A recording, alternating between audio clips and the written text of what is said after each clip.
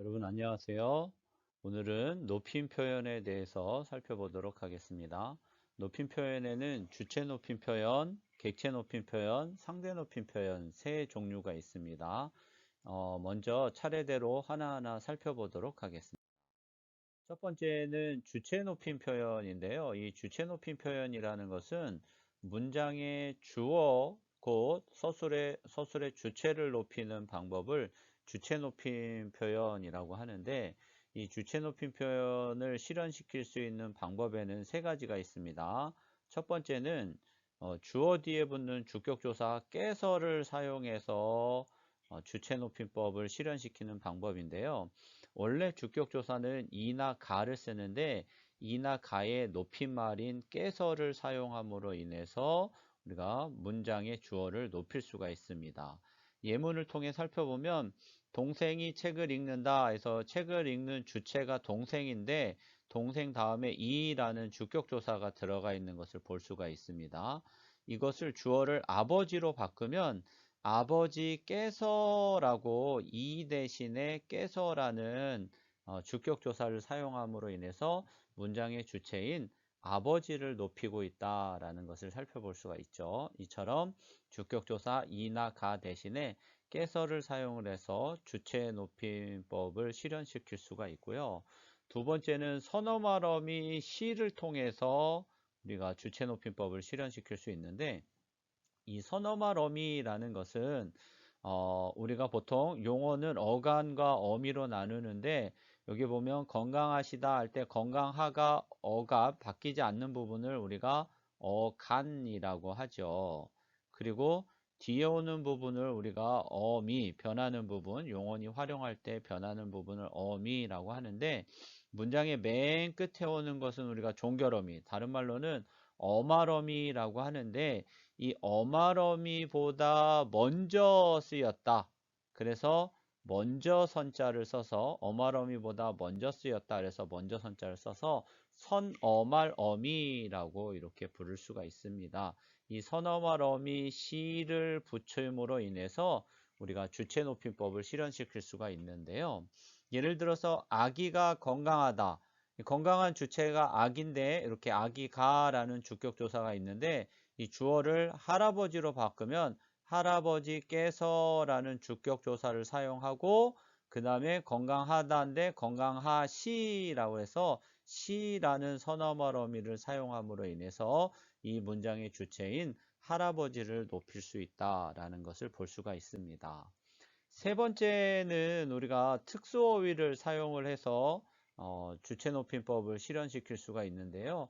예를 들면 밥을 진지, 먹다를 드시다, 있다를 계시다 라는 특수어휘를 사용을 해서 높임법을 실현시킬 수가 있습니다. 예문에 보시면 친구가 밥을 먹는다 할 때 밥 대신에 진지라는 표현으로 먹는다 대신에 드신다 라는 특수어휘를 사용을 함으로 인해서 선생님을 높일 수 있다라는 것이죠. 이렇게 주체 높임을 실현시킬 수 있는 방법은 세 가지가 있습니다. 이 세 가지 방법을 여러분들이 잘 확인을 하시고 이 방법에 따라 주체 높임법을 우리가 찾을 수가 있고요. 주체 높임법의 유형에는 직접 높임 표현과 간접 높임 표현이 있는데, 직접 높임 표현은 말 그대로 주체를 직접적으로 높이는 방법. 들어오셨는데 누가 들어오셨냐면 할머니께서 들어오셨다. 그래서 여기서는 할머니를 직접 높이는 것이기 때문에 이런 경우는 우리가 직접 높임 표현이라고 하고요. 간접 높임 표현은 주체와 밀접하게 관련된 대상을 높이는 건데, 예를 들면 신체의 일부, 신체의 일부라든지 또는 소유물,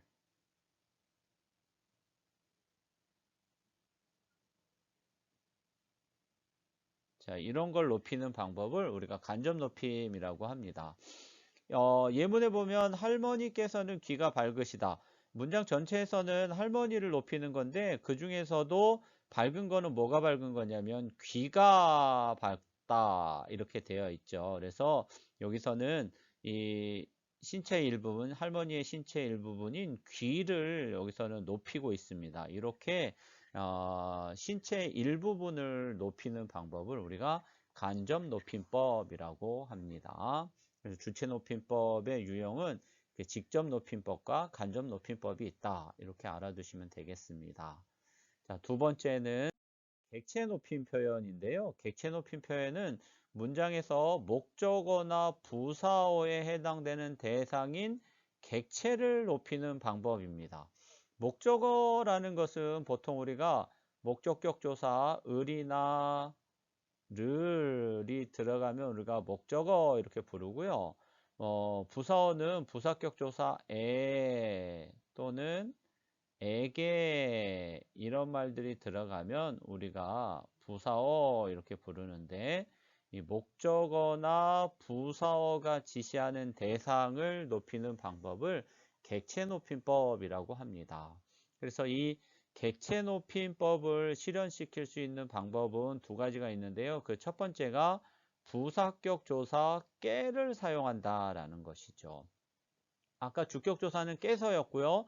부사격 조사는 깨입니다. 요거 헷갈리실 수가 있는데 요거를 잘 기억을 해 주셔야 됩니다. 원래 부사격 조사 에게인데 에게의 높임말은 인 깨를 사용을 해서 우리가 객체를 높일 수 있는 방법이에요. 예문에 보면 나는 친구에게, 그러면 이 친구가 뭐가 되냐면 부사어가 됩니다. 부사어. 부사어 뒤에 붙는 요 부사격 조사에게 이렇게 되어 있죠. 요 대상이 가리키는 것이 바로 이렇게 어머니로 바뀌어 버리면 이 에게가 뭘로 바뀌냐면 깨라는 부사격 조사로 바뀌겠죠. 그리고 주다에 이렇게 이제 특수어의 드렸다라는 특수어의를 사용을 해서 객체 높임법을 실현시킬 수가 있습니다. 그래서 여기서 첫 번째는 일단 부사격 조사에게 대신에 깨를 사용을 해서 객체를 높인다. 그 문장에서는 나가 주체고 어머니가 객체여서 어머니를 높이는 으로 인해서 이렇게 깨라는 부사격 조사를 사용을 했다라는 걸 볼 수가 있고요. 두 번째는 특수어휘를 사용을 합니다. 이 특수어휘들은 이런 게 있어요. 데리다는 모시다, 주다는 드리다, 보다는 뵙다, 묻다는 여쭈다 등의 특수어휘를 사용을 해서 객체를 높이는 방법인데요. 여기서 이제 동생을 그러면 요거는 이제 목적어가 되겠죠. 목적어가 되는데 목적어가 지시하는 대상을 높이는 겁니다. 그래서 동생 대신에 손님을 해서 손님들을 모시고 데리고 대신에 모시고라는 특수어휘를 사용을 해서 손님이라는 객체를 높이는 방법입니다. 자, 이렇게 객체 높임법을 실현시킬 수 있는 방법은 에게 대신에 깨라는 부사격 조사를 사용하거나 아니면 모시다, 드리다, 뵙다, 여쭈다와 같은 특수어휘를 사용을 해서 목적어나 부사어가 지시하는 대상인 객체를 높이는 방법을 우리가 객체 높임법이라고 한다라는 것을 여러분들이 잘 기억을 해 두시면 되겠습니다. 마지막으로 세 번째 상대 높임법인데요. 상대 높임법은 뭐냐면 청자 또는 상대방을 높이거나 낮추어 말하는 방법. 앞부분에서 배운 주체 높임법이나 객체 높임법은 상대를 이렇게 높이는 것만 해당이 됐지만 이 상대 높임법은 높일 수도 있고 낮출 수도 있다라는 것을 여러분들이 잘 기억을 해 두시기 바랍니다. 자, 그래서 상대 높임법을 실현시킬 수 있는 방법은 한 가지밖에 없는데 종결어미, 문장을 끝맺는 어미를 사용을 해서 우리가 상대 높임법을 실현시킬 수 있습니다. 그래서 여기 보시면 비읍시오나 아라 또는 어라 등의 종결어미를 통해서 높임을 나타내는데 예문에 보면 심사 결과를 발표하십시오. 이렇게 문장을 끝맺는 거죠. 이렇게 종결어미를 사용을 해서 상대방을 높이는 방법을 상대 높임법이라고 하는데 상대 높임법의 유형에는 크게 두 가지가 있습니다. 격식체. 이 격식체는 심리적인 거리감을 가지고 이야기할 때, 다시 말하면 공식적인 자리에서 우리가 이야기할 때는 격식체를 사용을 하고요. 그 다음에 친밀감을 드러낼 때, 그러니까 다시 말하면 비공식적인 자리에서는 우리가 비격식체를 사용을 한다라는 것을 일단 알고 계셔야 되겠습니다. 이 격식체에는 유형이 4가지가 있습니다. 먼저 아주 높이는 방법, 하십시오체가 있고요. 그 다음에 보통 높이는 방법인 하오체, 그 다음에 보통 낮추는 방법은 하계체, 그리고 아주 낮추는 방법인 헤라체, 이렇게 4가지가 있는데, 위에 하십시오나 하오체는 높이는 방법이고요. 하계체나 헤라체는 낮추는 방법에 해당이 되는데, 주로 여기에 종결어미에 사용된 것처럼 주로 이제 이렇게 하십시오 이렇게 되나, 아니면 하오, 하계, 해, 이렇게 우리가 해라라는 체로다가 사용을 해서 상대방을 높일 수도 있고 낮출 수도 있다라는 걸 볼 수가 있고요. 비공식적인 자리에서 친밀감을 드러낼 때 상대방을 두루 높일 수도 있고 두루 낮출 수도 있는데, 두루 높이는 방법은 해요체 이렇게 되고요. 해요에서 요를 뺀 두루 낮추는 방법은 해체라고 이렇게 있습니다. 그래서 상대 높임법의 유형에는 격식체 4가지, 그 다음에 비격식체 2가지 이렇게 있는데, 이 상대 높임법은 종결어미를 사용을 해서 상대방을 높일 수도 있고 낮출 수도 있다라는 것을 여러분들이 좀 잘 기억을 해 두시면 되겠습니다.